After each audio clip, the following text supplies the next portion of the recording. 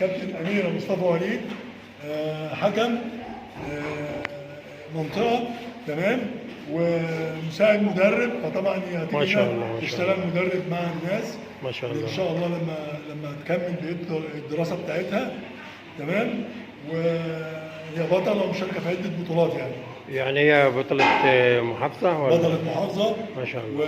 وحكم محافظة، وحكم. تمام، حكم رسمي محافظة. كابتن أميرة وليد.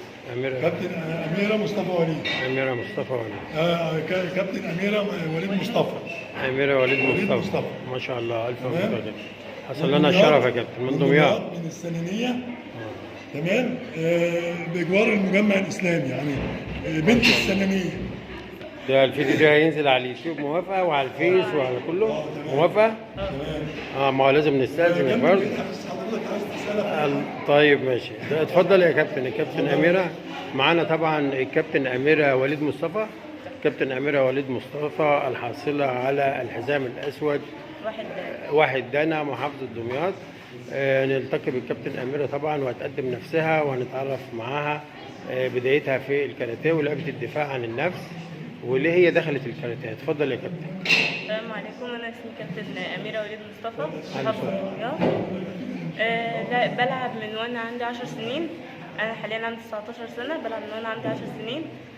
دخلت اللعبه لاني كنت وانا رايحه الحضانه مثلا كنت بشوف العيال بيلعبوا، كنت بقول لماما انا عايزه العب زيهم. فما بدات من مركز شباب صغير، وبعد كده انتقلت لنادي كبير، نادي دمياط الرياضي، وبعد كده انتقلت لاكاديميه الكابتن احمد. كابتن احمد الهاشمي. كابتن احمد الهاشمي، تمام. لعبت، شاركت في كذا بطولة محافظة، خدت فيها أول، ولعبت في بطولة جمهورية وبطولة جمهورية مدارس. لعبت جمهورية ما شاء الله. لعبت جمهورية مدارس. تمام.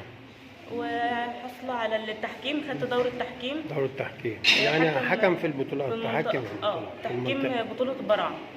ما شاء الله ما شاء الله. ما شاء الله. طبعا ده نموذج مشرف طبعا لكل بناتنا، ان هم بيلعبوا من لعبه الدفاع عن النفس الكاراتيه. طبعا واحنا عارفين الوضع دلوقتي لازم البنات يلعبوا لعبه الدفاع عن النفس يعني عشان يقدروا يدافعوا عن نفسهم. تقدر عايزه تقول اي حاجه طبعا للمشاهدين قبل ما نقفل الفيديو؟ طبعا اقول لكل البنات اللي في سني، من سن صغير حتى لو 10 سنين لحد سن كبير، طبعا لازم تدافع عن نفسك ايا يكن سنك قد ايه. لازم تتعلمي رياضه، تخرجي خلصت دراستك اخرجي حتى لو جنب شغلك برضو، تعالي اتعلمي رياضه حتى لو جيم عادي، لياقه بدنيه. عندنا كل الالعاب للبنات وللولاد في جميع الاعمار عادي. وطبعا الدفاع عن النفس بيبقى مختلف للبنات، طبعا بتتعلمي ازاي تدافع عن نفسك ان ولد قرب منك او حاول يعمل اي حاجه فيكي، طبعا الدفاع ده بيبقى مختلف. طبعا هنا هنعلمك كل حاجه، لان هنا كابتن احمد بيعلمنا كل حاجه، وانا طبعا جربت معاه كل الدفاعات والحمد لله هو بيعلمنا كل حاجه من اول البدايه للاخر.